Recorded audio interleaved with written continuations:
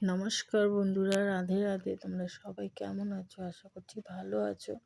তো আজকে আমি চলে এসেছি আমার ননদের বাড়িতে। তো আমার ননদের বাড়িতে কিন্তু এসে দেখো আমি রান্না করছি, কারণ আমার ননদের শরীরটা খারাপ। তো আমার ননদ গেছে ডক্টর দেখাতে। তো আমাকে সব রকম সবজি কেটে দিয়ে গেছে। আমার পাশ থেকে দেখো আমার মেয়ে আমাকে একটা হাস্যকর জিনিস দেখাচ্ছিল। তো আমি রান্না করছি, আমার মেয়ে আছে আর সবাই কিন্তু বাইরে। আর আমার ননদ আর আমার দেওর গেছে ডক্টর দেখাতে। আমার দেওরের শরীর খারাপ, তো ওকে ডাক্তার দেখাতে গেছে। আমাদের বাড়ি থেকে কিন্তু আমার ননদের বাড়ি খুব একটা দূরে না। আর আমার ননদ কিন্তু সব রকম সবজি কেটে দিয়ে গেছে আমাকে। তো আমি বসে বসে জাস্ট রান্না করছি আর তোমাদের সঙ্গে কিছুগুলো শেয়ার করছি। আমি কিন্তু সব ভিডিও শেয়ার করতে পারছি না, কারণ আমার যে ক্যামেরার স্ট্যান্ড আছে সেটা কিন্তু বাড়িতে। আর আমার এখানে থাকার কোনো প্ল্যান ছিল না, সেজন্য কোনো কিছু নিয়ে আসিনি। তো এখানে দেখো বাঁধাকপি করব মাথা দিয়ে, আর করেছিলাম হচ্ছে মাছের ঝোল আর মাছের তেল, আর করেছিলাম শাক ভাজা।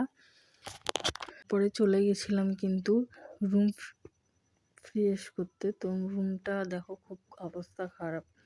তারপরে রুমটা সুন্দর করে পরিষ্কার করে চলে এসেছি বাসন মাজতে। আর বাসনগুলো কিন্তু সকাল থেকে জমা হয়েছিল, কিছুটা ননদ মেজে গেছে আর কিছুটা আমি মাজছি। আর রান্নার কিছুটা বাসন বেরিয়েছে। তো সব মাজা ঘষা করার পরে চলে গেছিলাম স্নান করতে। তো আমার মেয়েকে যেহেতু ফোনটা দিয়ে গেছিলাম, তো তারপরে আর কোনো ভিডিও করা হয়নি। তারপরে স্নান করে এসে কিন্তু সব তোমাদের সঙ্গে রুমটা সুন্দর করে ডেকোরেশন করেছি, সেটাই তোমাদেরকে দেখালাম। সুন্দর করে সাজিয়েছি।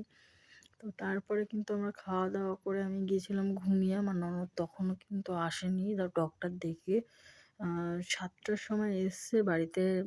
7টা সাড়ে 7টার সময় এসছে। তো তারপরে কিন্তু আর কোনো ভিডিও হয়নি, যেহেতু সবাই ক্লান্ত ছিল। সেই জন্য গল্প টল্প করে চা টা খেয়ে কিন্তু একটু আড্ডা দিচ্ছিলাম সবার সঙ্গে বসে।